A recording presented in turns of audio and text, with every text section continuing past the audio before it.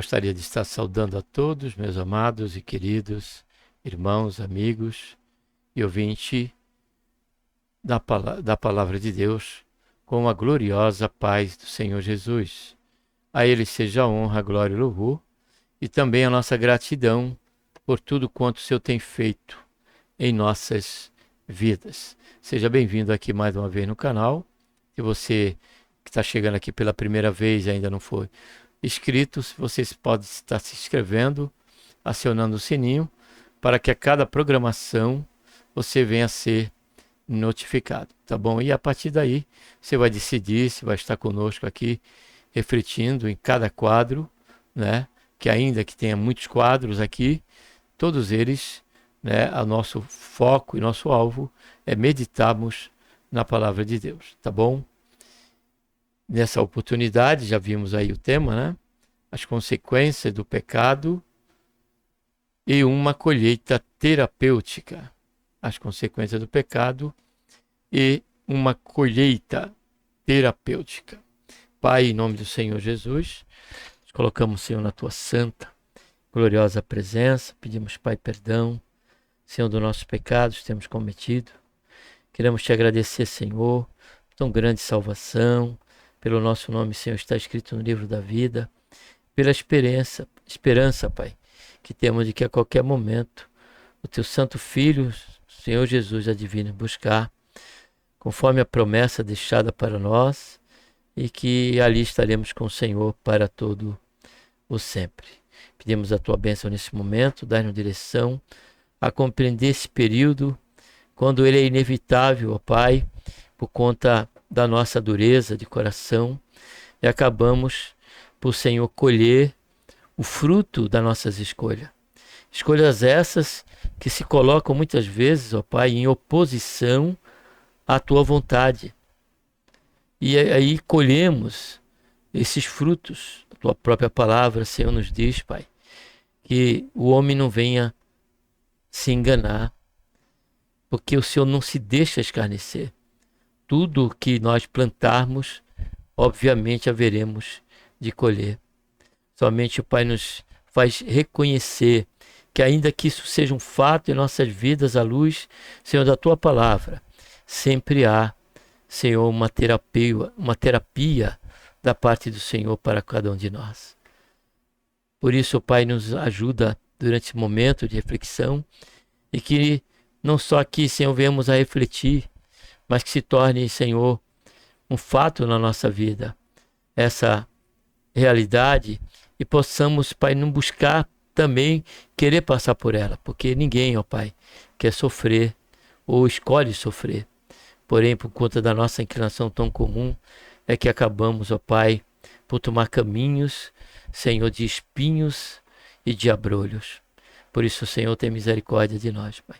Nos ajuda, é o que nós pedimos. Já te agradecemos, Senhor, por tudo, em nome do Senhor Jesus. Amém. Vamos estar aqui lendo, tá bom? Versículo bíblico que se encontra fundamentando aqui essa meditação. Salmo 74, versículo 1. A própria epígrafe, ainda que ela não seja inspirada, já traz aqui uma referência, né? Qual foi a intenção e o centro dessa oração, deste momento de Asaf, quando se dirigiu a Deus. A assolação do santuário e oração para que Deus se lembrasse do seu povo aflito. Então vamos ler aqui, versículo 1 diz: Ó Deus, diz Asaf, clamando a Deus, por que nos rejeitaste para sempre? Por que se acende a tua ira contra o rebanho do teu pasto? Agora eu vou estar lendo aqui, como faço de costume às vezes, na tradução King James, tradução inglesa, que é mais próxima aqui do original. Diz assim: por que, ó Deus, esta rejeição sem fim? Esta ardente cólera contra as ovelhas do teu pastos. E essa oração, como a epígrafe ali nos deu ali uma direção norte, através do Salmo, lemos os Salmos, amados, percebemos, né, essa questão do salmista Asaf. Asaf que não é uma afirmação aqui que estou fazendo, mas Asaf, ele nos mostra através do Salmo que ele teve várias questões e conflitos internos, pessoais dele. Isso em vista, como o Salmo 73, dele mesmo, a olhar para os ímpios, a sua prosperidade, e agora ele passa a estar junto, né, com o povo de Deus, ali no cativeiro de Babilônia. E aquele cativeiro, durante aquele cativeiro, Asaf, ele passou a buscar a face do Senhor. Parte do Salmo diz que Deus nem sequer usava o profeta para falar com eles, porque Ezequiel, ele nasceu no cativeiro. Ezequiel, ele foi usado por Deus e teve a sua chamada, se eu não estiver equivocado, aos 25 anos de idade. Porém, até então, tinha esse período em que Israel já se encontrava em cativeiro.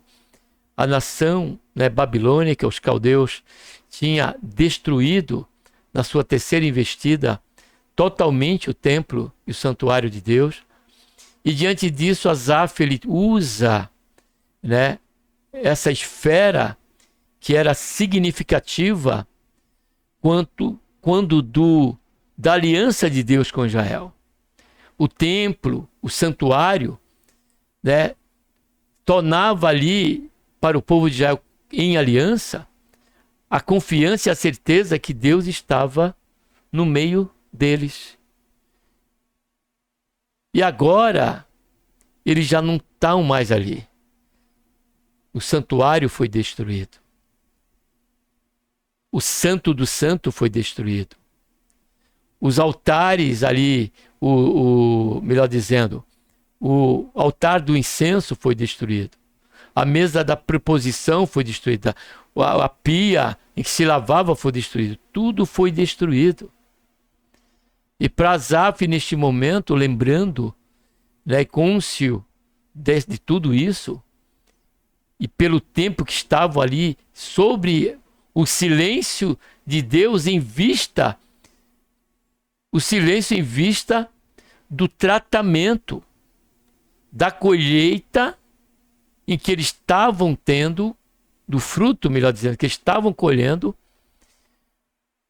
por conta da insistência e por conta da persistência em se voltar contra Deus, em continuar pecando contra Deus, em continuar buscando crer nos ídolos das nações, se vendendo à idolatria. Naquele período, Deus falou incansavelmente. Diz-nos a Escritura que Deus, ele enviava profeta madrugando e enviando para chamar aquele povo, né, a um reavivamento, a ponderar os seus caminhos. Porém, ainda assim, eles se mantiveram surdos, presos e acorrentados pela sua própria rebeldia e insensatez. E aí, nesse período, Asaf ora. Porém, nós vamos considerar algumas coisas dentro dessa oração de Asaf. Porque ele chega para o Senhor e diz, como li aqui, por que, ó Deus, esta rejeição sem fim? Esta ardente cólera contra as ovelhas do seu pasto? Não. O período era de afastamento de Deus, mas não de rejeição de Deus. Porque Deus deu desde o princípio, ainda que o povo de Israel fosse obstinado, Deus, ele nunca rejeitou definitivamente, porque ele disse aqui sem fim. O Senhor nunca rejeitou definitivamente Israel, e o plano que ele tinha através da nação de Israel, que era a vinda do Messias. E diante disso, esse momento era um momento que era plausível, eles tinham que passar. Era um tratamento de Deus com a nação de Israel, para que nesse momento eles pudessem enxergar o grau que é escolhermos viver sobre a margem do pecado, sobre a margem e a expectativa inevitável de colher o fruto desses pecados, que foi o que aconteceu com Israel. Porém, ainda na Babilônia, por mais tempo que ele ficasse ali e pelo tempo que Deus já tinha determinado, era um tratamento de Deus. Então não despreze, amado e querido irmão, você que é meu amigo aqui, você que é ouvinte da palavra de Deus e que dentro desse presente momento se encontra alienado de Deus, se encontra sob as algemas desta Babilônia e deste mundo perverso, como diz o apóstolo Pedro. O apóstolo Pedro disse que o mundo de então é um mundo perverso, um mundo que escolheu ser inimigo de Deus. Que o Senhor tenha misericórdia de nós. E esse momento foi o momento que Deus estava tratando disso. Era um período, era uma terapia. Ainda que um fruto em consequência, que vamos ver aqui alguns pontos, porque se deu isso, e o fato dela ser terapêutica, porque toda a repreensão do Senhor é para o bem daqueles que ele coloca esse fruto, colher esse fruto, sobre o sofrimento, sobre a aflição. Porque, amados, a palavra de Deus diz que Deus corrige aquele que ama. Antes de entrar no ponto, vamos ler aqui Hebreus capítulo 12. Observe o que o Senhor diz aqui. Hebreus capítulo 12, versículo 7, se eu não estiver equivocado, em diante. O 6. Pois o Senhor, vamos ler o 5. E já vos esqueceste da exortação que vos admoesta como a filhos? Filho meu, não despreze a correção do Senhor, nem te desanime quando por ele és repreendido. Pois o Senhor corrige ao que ama e açoita todo o que recebe por filho. É para a disciplina que sofreis. Olha aí a terapia, processo terapêutico. Deus vos trata, olha aí, terapêutico, como filhos. Pois qual é o filho a quem o pai não corrija? Mas se estáis sem disciplina, da qual todos têm se tornado participantes, sois então bastardos e não filhos. Além disto, tivemos nosso pai segundo a carne, para nos corrigirem, e olhávamos com respeito. Entendíamos quando o nosso pai nos corrigia. E ele toma o escritor como exemplo, da vida comum. E ele diz: não nos sujeitaremos muito mais ao Pai dos Espíritos e viveremos? Ou seja, não é demais. Deixa eu só voltar lá para o Salmo.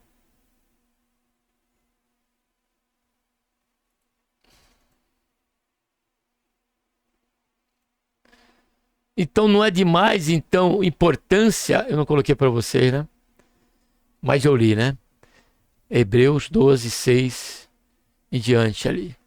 Fala sobre isso. Nos traz essa questão. Porque Deus não tinha abandonado Israel, nem rejeitado, mas fazia parte de uma colheita que é inevitável quando chegamos ao ponto de negarmos a misericórdia de Deus, desprezarmos as advertências e os avisos que Deus nos faz, porque a Bíblia diz que Deus fala uma e outra vez, ou duas vezes, com o homem, em sonho, em visões, e até mesmo na cama de um leito, de enfermidade, para que nós venhamos abrir os nossos olhos e para que o Senhor nos livre da condenação eterna, da perdição eterna. Então, logo, ainda que colhamos frutos pela nossa rebeldia, entendamos que isso não quer dizer que Deus definitivamente nos abandonou, mas Ele está tratando conosco. E oxalá ouçamos a voz de Deus. As consequências, agora vamos para os pontos, tá bom? As consequências do pecado e uma colheita terapêutica acontece, se dá como resultado de uma incansável e insistente recusa em ouvir a Deus. Essa foi a realidade de Israel, principalmente no tempo do último rei, em que me fugiu a memória o nome desse rei, que ele colocou até ídolo dentro do seu palácio, como também dentro do templo de Deus. Esse templo em que agora Asaf está orando que os inimigos destruíram. Porque Deus sempre deixou claro, amado e querido, que não é o templo, não é as formalidades litúrgicas. Ela faz parte. O ir ao culto faz parte. O congregar com os santos faz parte. O ler a Bíblia, numa questão devocional, faz parte. O estudo também faz parte. O refletirmos como estamos aqui também faz parte. Mas o principal que o Senhor se agrada é a obediência. É a teoplaxia. É pôr em prática o conhecimento que temos da palavra de Deus pela iluminação do Espírito Santo. Porém, quando nós resistimos, quando nós recusamos a ouvir a Deus, ele dizia para o povo de Israel: não endureçais o vosso coração quando o Espírito Santo estiver falando. A exemplo do profeta. O profeta, ele dizia, assim diz o Senhor. Não era ele o profeta. Independente de quem ele era, se ele era Jeremias, se ele era Boaz, se ele era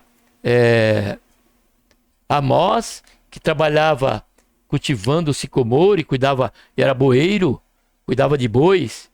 Independente, era um instrumento de Deus para alertar o povo a voltar para a sua presença. Porém, o que aconteceu com Israel? Israel recusou ouvir a Deus. Quantos profetas não sofreram na mão de reis e do povo de Israel, porque eles escolheram fazer isso, até matar os profetas de Deus, tornando redundante essa recusa em ouvir a Deus. Então, as consequências do pecado, ela passa a se tornar um fato, porém ainda assim está dentro ainda de um tratamento de Deus para que os nossos ouvidos sejam abertos. Segunda razão, como resultado por subestimar a realidade do inimigo. O salmista diz que os inimigos estavam destruindo o santuário. Mas Deus avisou. Deus sempre foi com Israel, amados. Quando Israel estava no centro da vontade de Deus. Israel era precioso para Deus, diz o profeta Isaías no capítulo 43. Deus deu nações por Israel. Deus deu incansáveis vitórias. Vitória essa que não estava na força e alcance do contingente militar que Israel tinha de momento. Não, tudo sempre foi a mão de Deus. Então os inimigos sempre foi uma realidade. Sempre foi uma realidade dos inimigos. Então, amados, logo, eu tive que parar aqui um pouco, por conta de um telefonema, E nós estávamos vendo que, como resultado, a consequência do pecado, ela acontece como resultado por subestimar a realidade do inimigo. Então, Israel nunca pensou que eles iriam ser levados em cativeiro. Se tornaram obstinados, deixaram de ouvir a Deus. E muitas vezes nós subestimamos a realidade dos nossos inimigos. Primeiramente, Satanás, o diabo. Onde a Bíblia diz que ele está ao nosso derredor, querendo nos tragar como leão. O segundo são os instrumentos que ele usa, que pode ser um amigo, que pode ser um familiar e até mesmo um irmão que estiver desviado. Ele pode usar para que nós venhamos a fazer corpo com o pecado. Vão dissimular nas suas palavras, vão buscar persuadir a nós termos uma vida superficial de comunhão com Deus. E até mesmo nós, usando o nome de Deus, até mesmo nos levar a cometer pecado. Como próprios profetas que antes de ir para a Babilônia, povo de Israel, muitos falsos profetas se levantaram. Como aquela ocasião de 400 profetas diante de Acabe ser favorável à guerra que ele ia estar enfrentando. Quando, juntamente com Josafá, ele perguntou se não tinha mais nenhum profeta. Aí chamaram Miqueias. E Miqueias, ele foi contrário à profecia daqueles 400 profetas. O rei tornou-se obstinado, mandou prender Miqueias, sustentar ele somente com pão e água. Ele era um profeta de Deus, e os 400 não. Os 400, naquela oportunidade, estavam se colocando sem que Acabe se percebesse, o povo de Israel como seu próprio inimigo.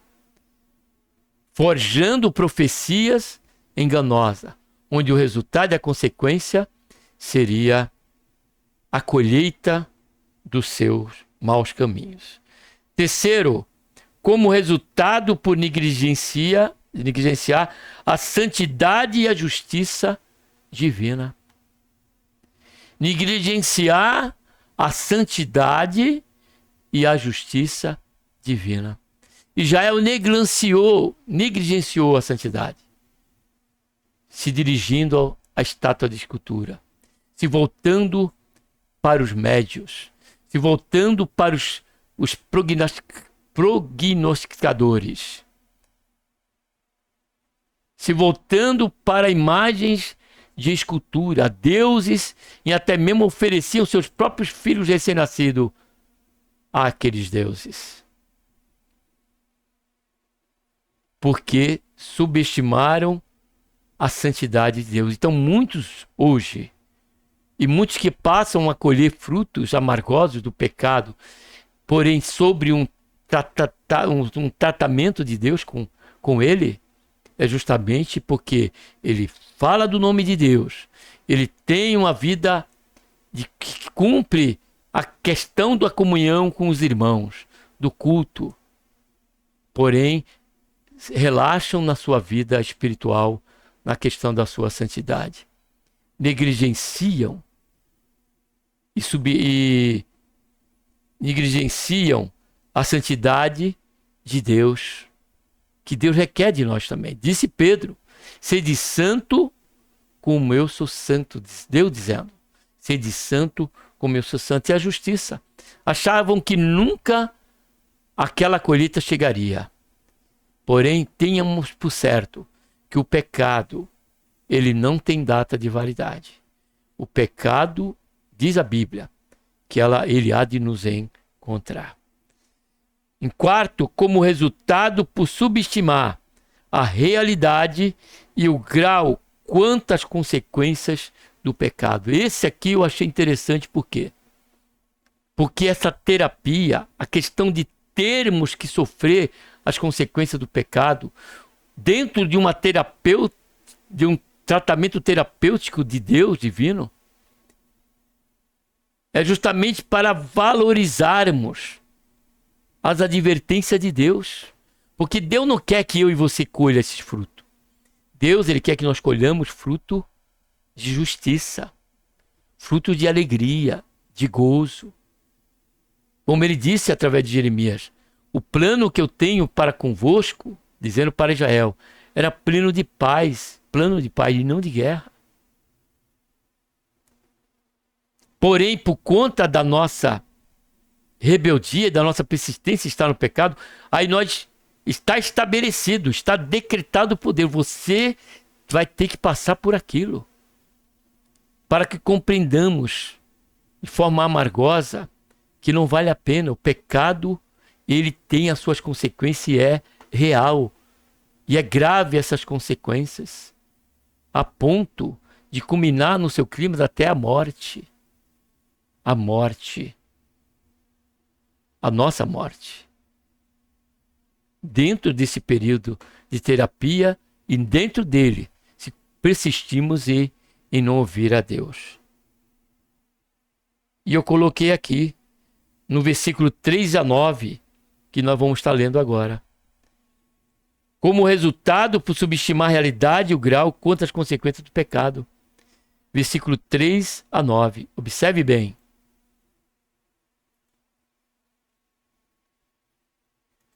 Dirige os teus passos para a perpétua ruína, para todo o mal que o inimigo tem feito no santuário. Os teus inimigos bramam no meio da tua assembleia, põe nela suas insígnias por sinais. A entrada superior cortaram com machados e grade de madeira. Eis que toda obra entalhada, eles a despedaçaram a machados e martelo. Lançaram fogo ao teu santuário, profanaram, derrubando até o chão, morada do teu nome. Disseram no seu coração, despojemo-la de uma vez. Queimaram todas as sinagogas de Deus na terra. Na outra Bíblia, que me diz todo lugar de encontro com Deus. Não vemos mais as nossas insígnias. Não há mais profeta, nem há entre nós alguém que saiba até quando isto durará. Estas são as consequências e o grau que o pecado vai nos trazer. Um afastamento, uma separação de Deus. Tudo quanto Deus tem nos propiciado quando em comunhão com Ele, gozando da boa, da perfeita e da agradável vontade de Deus, é por uma falta de vigilância e por insistir em nossos pecados, passamos a colher este fruto, porém, de caráter terapêutico da parte do Senhor. Para que jamais venhamos a desejar, em hipótese alguma ou em grau que seja, pecarmos contra o Senhor. E eu coloquei aqui a conclusão. Porém, o que sempre prevalecerá é a honra e a glória de Deus por sua grandeza e soberania. Eu coloquei essa conclusão porque, diante desse tema, as consequências do pecado e uma colheita terapêutica, é que o salmista ainda, no Salmo 74, a partir do versículo 12, ele diz, observe bem, todavia Deus é o meu rei, desde a antiguidade, operando a salvação no meio da terra. Tu dividiste o mar pela tua força e esmigalhaste a cabeça dos monstros marinhos sobre as águas. Tu esmagaste a cabeça do Leviatã e o deste por mantimento aos habitantes do deserto. Tu abriste fontes e ribeiro. Tu secaste os rios perenes. Teu é o dia e tu é a noite. Tu preparaste a luz e o sol. Tu estabeleceste todos os limites da terra, verão e inverno. Tu o fizeste. Lembra-te disto, que o inimigo te afrontou ao Senhor, e que um povo insensato ultrajou o teu nome. Então Asaf compreendia, diante de tudo isso, que ainda Deus sempre foi e sempre continuar sendo soberano sobre o seu povo, soberano sobre as nossas vidas. E aquilo que ele determinar que seja, nós vamos ter que passar por ele. Porém, para o bem meu e seu, para o bem de cada um de nós. Porque o apóstolo Paulo diz que todas as coisas, logo, para o povo de Israel, foi o caso do cativeiro, não só de Babilônia, mas do cativeiro assírio. As derrotas que tiveram e que aprenderam até mesmo no caminho do deserto. E Paulo ele continua a dizer: todas as coisas cooperam para o bem daqueles que amam a Deus. Amém? Então que nós jamais possamos estar dentro desse período, deste momento.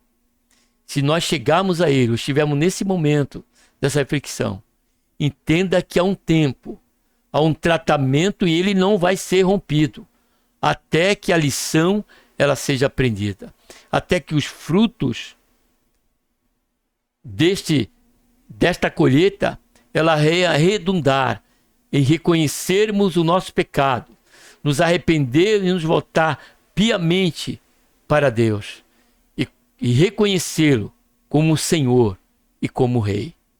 Que Deus, por intermédio de Cristo Jesus, nosso Senhor, nos abençoe. Um abraço a todos. Vamos estar orando.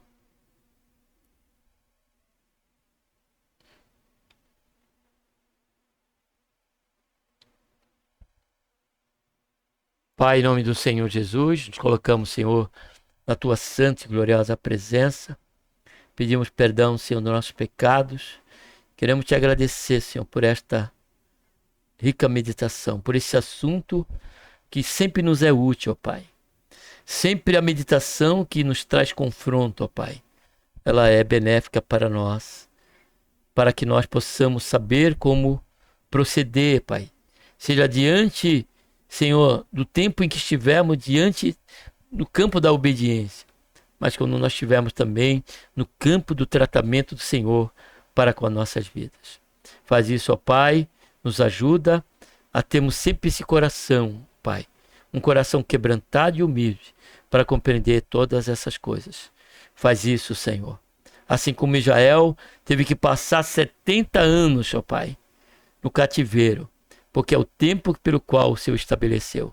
Haja vista, como disse o salmista, Pai, teu é o dia onde brilha a luz, e teu, Senhor, é a noite, onde as densas trevas e a escuridão, Senhor, em que venhamos a passar por ela.